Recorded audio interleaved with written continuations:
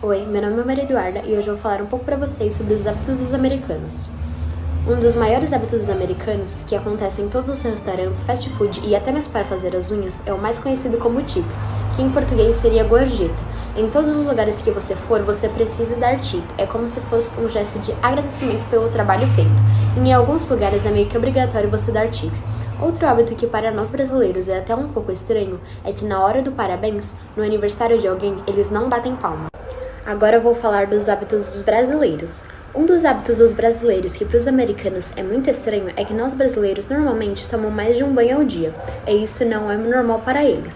Outra coisa é muito normal para nós brasileiros e nem um pouco normal para os americanos é os homens usarem sunga e mulheres biquíni na praia. Para eles isso é o cúmulo. Agora eu vou falar sobre o cinema dos Estados Unidos e o cinema brasileiro. Nos Estados Unidos, mais especificamente em Los Angeles, temos Hollywood, um dos maiores símbolos cinematográficos do cinema estadunidense. O investimento financeiro na indústria cinematográfica foi muito grande, por isso fez ele crescer cada vez mais, colocando destaque cultural no mundo todo. Hoje em dia conta com vários estúdios e cerimônias de gala, como o Oscar. O cinema de Hollywood ficou conhecido por conta das suas mega produções, carregadas de efeitos especiais e investimentos pesados, dotada de muita ação e roteiros muito bem criados.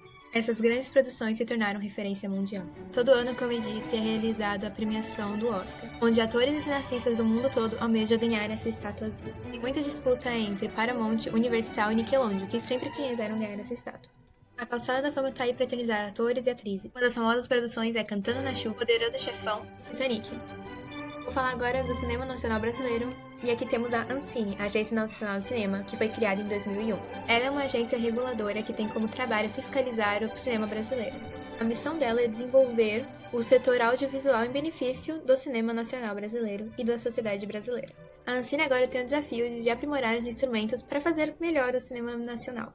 O maior desafio dele é fazer com que o cinema nacional seja reconhecido, que alcance um número cada vez maior de brasileiros. Nós temos um dia, que é o dia 19 de junho, que é o dia do cinema brasileiro, para comemorar e lembrarmos que temos essas produções tão boas, e eu vou mostrar alguma delas para vocês. Uma delas é o Saltimbancos Trapalhões, que faz uma releitura de uma das peças, que é o Saltimbancos. Cidade de Deus também foi uma grande produção brasileira. E é claro, uma das mais famosas, O Alto da Compadecida, que é uma história de comédia que foi inspirada em uma peça. Agora eu vou falar sobre músicas. Nos Estados Unidos, quase 100% das músicas mais ouvidas são em inglês. E segundo uma pesquisa feita em dezembro de 2019, os cantores favoritos são a Dua Lipa, o Ed Sheeran, a Billie Eilish e o Harry Styles. E todos eles são mundialmente conhecidos.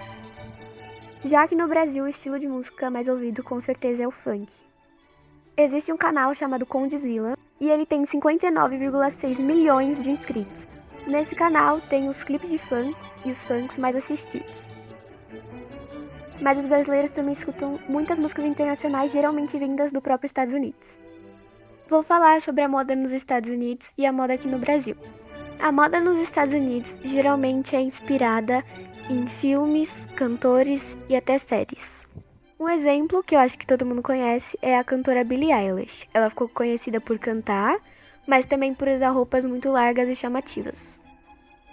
As pessoas do mundo inteiro gostaram tanto do estilo dela que ela até criou uma marca.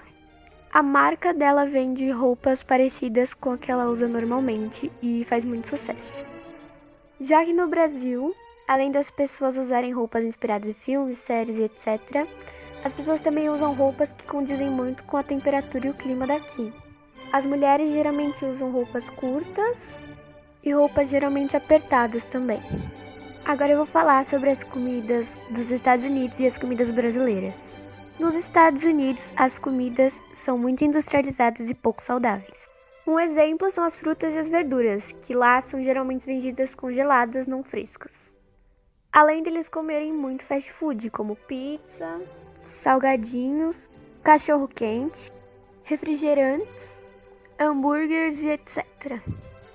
Já que no Brasil é um pouco diferente. As pessoas comem fast food, até por influência dos próprios Estados Unidos, porém no dia a dia as pessoas geralmente se alimentam com um prato formado por arroz, feijão, salada e alguma proteína. Além do Brasil ter uma grande variedade e grande produção de frutas, o que acrescenta positivamente para a alimentação brasileira. Então, se vocês forem pegar as comidas típicas dos dois lugares, e for olhar os nutrientes e os benefícios, a dieta dos brasileiros é muito mais saudável. Agora eu vou falar um pouco do linguajar dos americanos. Eles falam muitas gírias, e em alguns casos nós até usamos essas gírias, por exemplo, crush, que usamos para nos referir quando gostamos de alguém. Outra gíria muito usada é chill, que significa relaxar, ser calmo. Outra gíria que não tem uma frase que eles não usam é like, que quer dizer tipo. Já o linguajar, as gírias dos brasileiros é completamente diferente, como por exemplo a frase: "Cê tá ligado que o negócio tá osso lá no escritório, né? O novo funcionário não manja nada." Tá ligado pode ser seja a gíria mais usada de São Paulo, que significa como estar entendendo. Estar osso e significa estar difícil e complicado, e manjar que significa entender ou saber.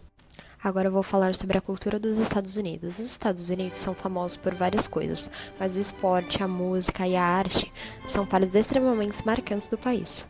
O futebol americano, o beisebol, o basquete e o hóquei no gelo são os 4 principais esportes jogados por todo o país, apesar de que, é claro, haver vários outros.